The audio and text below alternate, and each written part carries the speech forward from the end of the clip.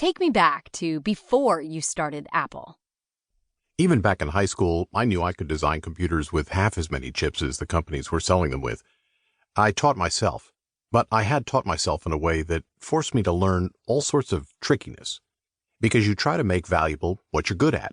I was good at making things with very few parts, by using all sorts of tricks, almost the equivalent of mathematics, so I valued products that were made with very few parts. That helped me in two ways. When you are a startup or an individual on your own, you don't have very much money, so the fewer parts you have to buy, the better. When you design with very few parts, everything is so clean and orderly, you can understand it more deeply in your head. That causes you to have fewer bugs. You live and sleep with every little detail of the product. In the few years before Apple, I was working at Hewlett-Packard, designing scientific calculators. That was a real great opportunity to be working with the hot product of the day. But what I did that led to starting a company was on the side. When I came home from work, I kept doing electronics anyway. I didn't do the same calculators we were doing at work, but I got involved through other people with the earliest home pinball games. Hotel movies. The first VCRs made for people were actually made by an American company, not Betamax. It was before Betamax even, called Cartravision. It was put in some Sears TVs. I got involved with that. I saw arcade games. The first arcade game, Pong, that really made it big. So I designed one of those on my own. Then Atari wanted to take my design and make it the first home Pong game. They said to do one chip, which was better for the volumes that they would have, to do a custom chip. Steve Mayer came up with that idea. But I was kind of in with Atari, and they recognized me for my design talents, so they wanted to hire me. How did they know you?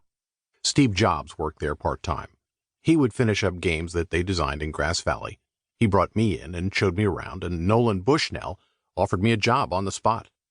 I said, no, I'm never going to leave Hewlett-Packard. It's my job for life. It's the best company because it's so good to engineers. It really treated us like we were a community and a family, and everyone cared about everyone else. Engineers, bottom of the org chart people, could come up with ideas that would be the next hot products for the company. Everything was open to thought, discussion, and innovation. So I would never leave Hewlett-Packard. I was going to be an engineer for life there. Then I designed a game for Atari called Breakout, and that was a really incredible product. That was just so neat to have my name associated with a product that actually came out in the field in video games. Because this was the start of a whole industry, I wasn't really a part of it. But I wanted to be a designer and just have some little connection to it.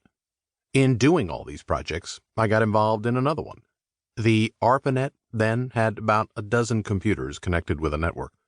You could select which computer to visit, and they had certain access that you could get into as a guest. Or, if you had passwords, you could get deeper. I just saw somebody typing away on the teletype, just talking about playing chess with a computer in Boston, and I said, I have to do this. I just have to have this for myself. For a lot of entrepreneurs, they see something and they say, I have to have this, and that will start them building their own. I couldn't really afford to buy the pieces I needed. I couldn't buy a teletype, so I had to design my own terminal. The only thing that was free, because I had no money, was a home TV to see characters on.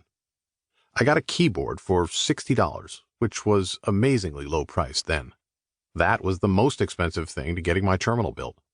Then it was just a matter of designing logic to put dots on a TV screen that add up to the letters of the alphabet and spell out what's coming from another computer far away. The keyboard types the data to the computer far away, and I built a modem for that. So now I had a TV terminal. This is while I'm working at Hewlett-Packard. I'm just doing these things on the side for fun in my apartment in Cupertino.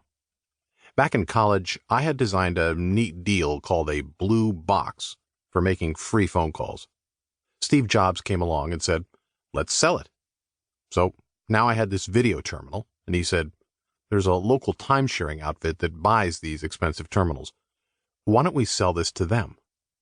So we actually sold some of the video terminals that I had built. It was to become a portion of the Apple I. I had wanted a computer my whole life. Back in high school, I told my dad, I'm going to have a computer someday.